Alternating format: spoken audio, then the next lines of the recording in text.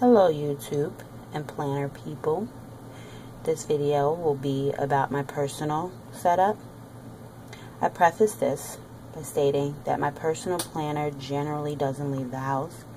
I have a pocket for on the go with a basic calendar system and wallet components, and I use them together to coordinate my life. And so I am able to keep more sensitive information in here than I would normally do if this was something I was taking into stores and leaving in the car, or things like that. So with that said, let's just go on and get into it. I am currently in a Vanderspect standard size planner. The leather is referred to as the leather pattern rather is referred to as a fine gray Croco. I believe the actual leather is Napa. I'm not sure what this is called. I guess it's just cowhide. It has a very smooth, shiny finish. Overall, I think it's a beautiful planner. I went with gold hardware because I thought it went well with the colors. It's super soft. It would bend a lot more than I'm willing to do to it. But overall, it was a great addition to my very small collection. Okay, let's talk about my dividers. I have month subdividers up here, and I use the Avery tabs and my label maker because I'm very OCD-ish in the way these lay. I bought my dividers from a shop on Etsy. I will link below for that. And then I use the Avery larger tabs at the bottom. And we'll talk about what those are later. And then my sub tabs are also Avery dividers. And then each, I'm very weird about the alignment of these. I can't help it. I do not stick much in the pockets, as this stays home and I have access to all of my planner supplies. I do put the tabs here because they easily get misplaced and I don't want to search for them every time I'm looking for one.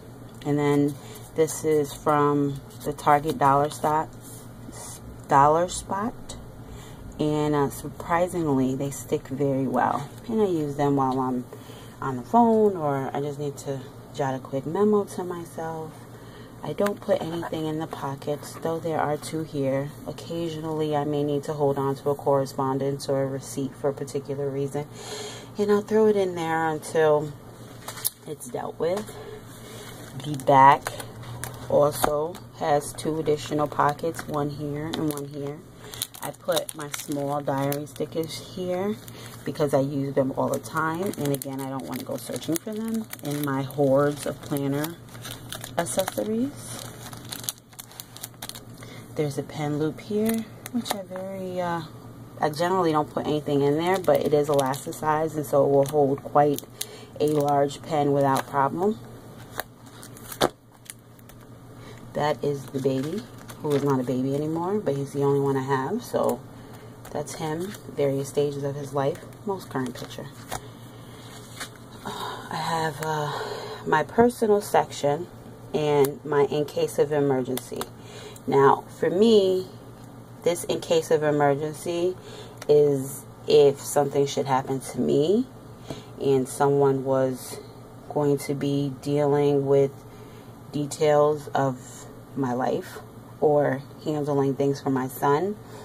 All of our personal information would be here, insurance and just the likes of that. So that is what this in case of emergency means to me in terms of this binder. And so I tabbed it for ease of access, and so I will skip it.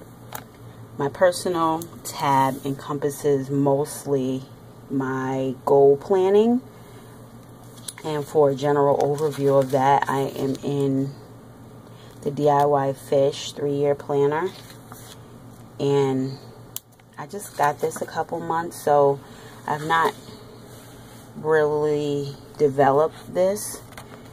Currently, it lists an overview of my son's school schedule. I've not added the new 2014-15 school year yet because I've not received that information, but I have some basic 3-year goals there that I'm sure I'll add on to, and then I'm able to break it down into year increments, and then I can kind of track it all on here. So that's what that looks like. A couple pages for notes. Here is another. This one is the DIY Fish chart, and I use this to get an overview of, at a year, what a habit looks like. And in some cases I use it to see how often I'm re-upping on pet supplies and some more expensive personal items that I use in the household. See how often I'm buying, so that maybe I can buy less frequently by buying larger. And that's pretty much it. This is another goal, and I kind of take 4 goals per month kind of outlook, and I've not been very consistent with keeping up with it, but whatever. Then I break down this into these inserts, in which I got from Ray Blake's website. I again will link at the bottom, and I edited a little bit, but overall it's what he created. And this kind of breaks down those goals into smaller pieces, plus some notations of just things I want to remember. And I try to do this every month also. So I have enough for the year. I am an avid reader. I slack from time to time though, and as you see, January through May, I slacked heavily. I also got stuck on these books by Dan Wells. I liked them, but they were really, really hard to read in one sitting, and that's generally how I like to read. But as you see, I caught right on up, and I've been much better. And these are just some read before you die, your books you must read during the summer, things I got off Pinterest. I use the dots to notate that they've been read. The colors don't indicate anything particular. I just like them colorful. My diary section. This I got off the Filofaxy website, and I altered it to fit my needs. And it's just an overview of the year. And then I've added United States holidays for my convenience. I have birthdays and anniversaries. This was a printout off of Ray Blake's blog as well, but it was something entirely different, and because his inserts are editable, I edited and used it for this. And then I did the same thing for a routine schedule that I break down into daily, weekly, bi-weekly, monthly, seasonally, semi-annually, annually, and then miscellaneous, because my web hosting, I purchased a 3-year plan, and I'll probably continue to do it in bulk like that. I use the DIY Fish year at a glance as for this, as well as the book that you just saw. And I will go into another video about that, as well as the contents pages, if there's interest. I did a video about how I use these inserts, so I will bypass that. I'll link it at the bottom, I mean. Here is this week's spread thus far.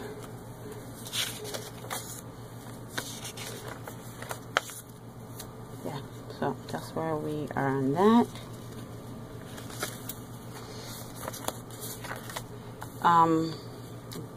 I use a card for this versus the way DIY Fish kind of gave you a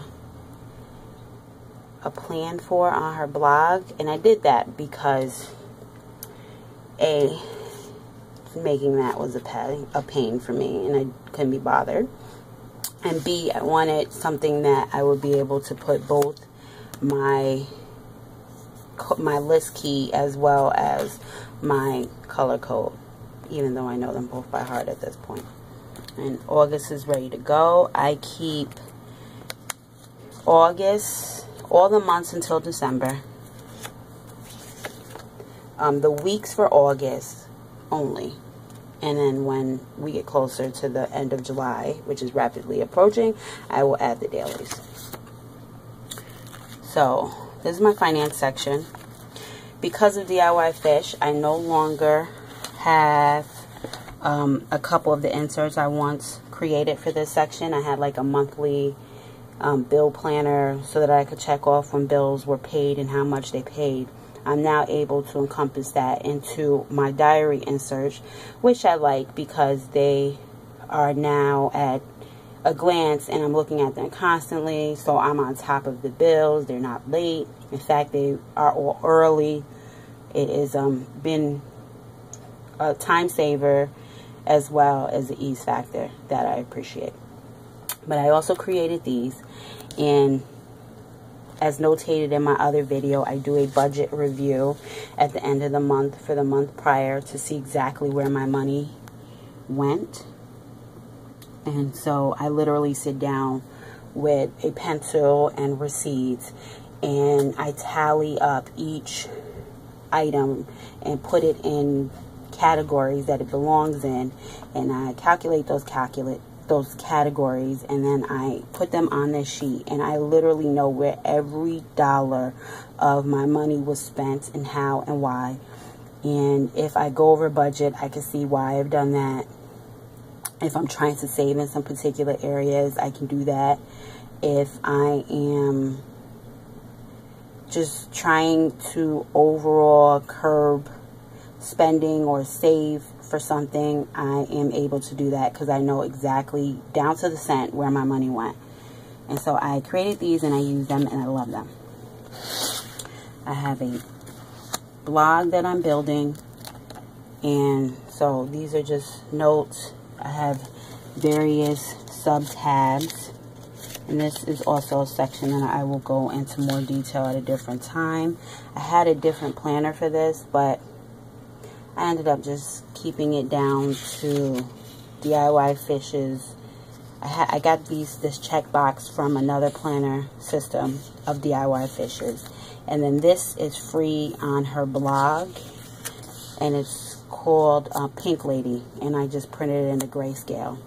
And so it's like a day on 2 pages, but it's great for notes and great for posting, for planning blog posts. So like here, I can note what pictures I plan on using, to-dos or keywords, and then I can kind of map out what's going on. And I've not really done that because I'm still in the building stages, but that's my plan, and it will evolve if I need it to. I have some contacts and also some passwords, blog related solely in here, so that works for me. My miscellaneous tab consists of lots of various forms of lists. So I have to-do places to take my son. I have a bucket list, which I think is kind of private. Then I have passwords, which we will skip past. Let's see, I have many tabs within packing list, and I got this also from Filofaxy, and I think that I changed it up a bit to fit my needs. I keep a washi inventory. I had a planner wish list, but I'm kind of over the whole buying frenzy. There's just one more Vanderspec I want, and I'm waiting for some color combination to kind of jump at me. So as of right now, I'm pretty much good on that. Pens, I had a wish list for that, but I have a hoarder mentality when it comes to pens, and so if I like it, I buy it immediately, and if I don't, then I just sell it afterwards. I have a buy books that I need to order for my Nook list. This is how I was doing my reading log until I started using the DIY Fish yearly. DVDs to buy, my son, and then just some scrap paper. And I mean, that's pretty much it as an overview. I'm sure there's a few things I can go into detail about, and I'd be happy to do that at in another video. So comment, like, subscribe, and I'll see you guys later. Thanks for watching. Bye.